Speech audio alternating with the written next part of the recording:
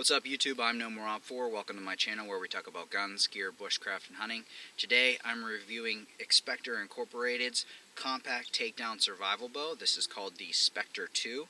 This is a 35-pound bow. It comes in 35, 45, and 55-pound increments. The bow is designed to do two things. One, be small and compact, and two, provide someone the ability to procure themselves food should they find themselves in a survival situation.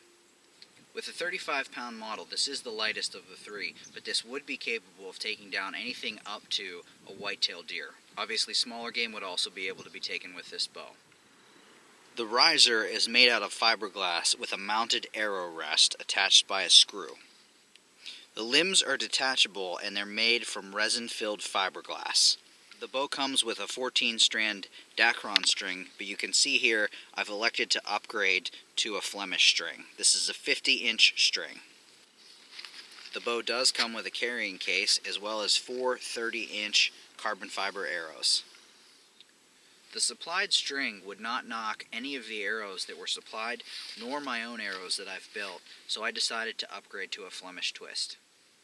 The bow is pretty comfortable to shoot, but I found in colder weather it was a little snappy holding the fiberglass, and my grip was also a little bit too large on the fiberglass alone, so I did make a Paracord survival wrap on both the top and bottom of the riser. It also provides me a length of paracord should I truly find myself in a survival situation. One of the nice things about this bow is the lighter draw weight.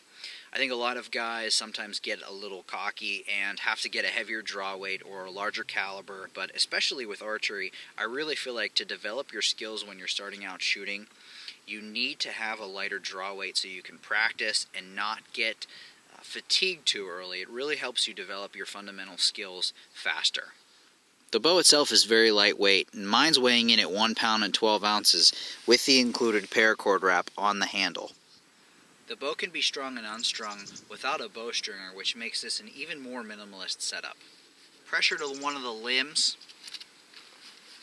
pushing down, allows you to remove the string.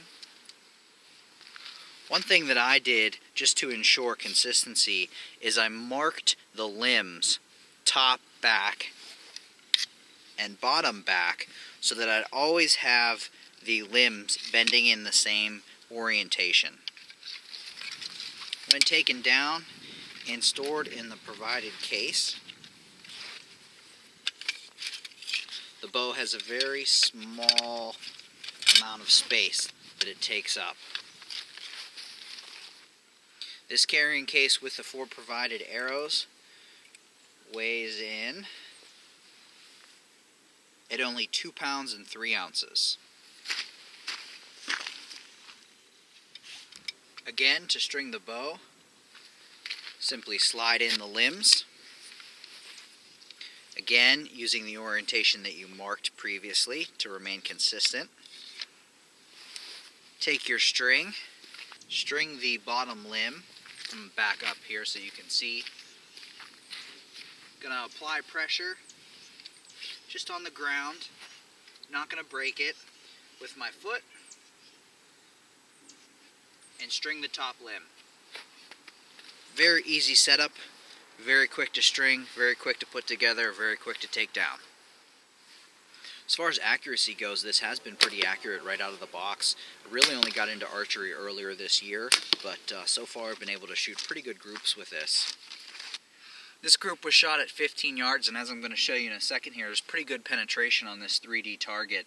And it's 34 degrees out right now. This thing's pretty stiff. So I'm definitely confident with the right broadhead you could easily take down a white-tailed deer.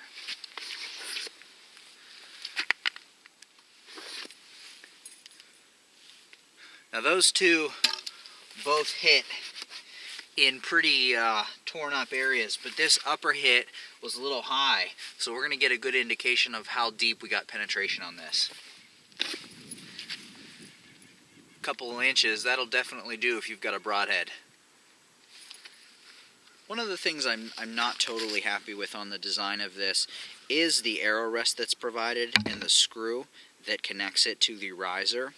Because it's there, it pushes, for a right-handed shooter, the arrow a little bit left. It would be the reverse for a left-handed shooter. So I do find myself, being a right-handed shooter, aiming a little bit to the right to account for the arrow being slightly off-center from the bowstring. Just one other comment about the arrow rest. When you draw back the arrow, it kind of makes a little bit of a squealing sound as the screw slides against the arrow. Kind of actually sounds like a hen call. That might actually help me out in the spring woods if I decide to take this. But here's what it sounds like.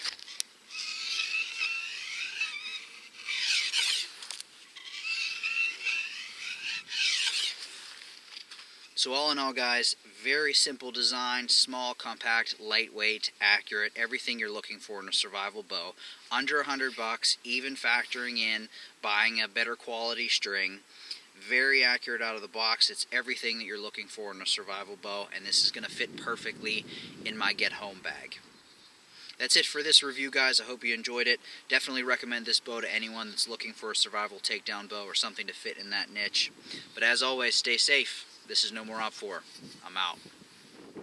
Please be sure to rate and comment on the video you just viewed. For more videos on guns, gear, bushcraft, and hunting, subscribe by clicking the channel icon. You can also see a link to my last video, as well as to my other social media. Make sure to like No More Op 4 on Facebook, follow me on Instagram, and see detailed posts on my blog. Thanks for subscribing to No More Op 4's YouTube channel.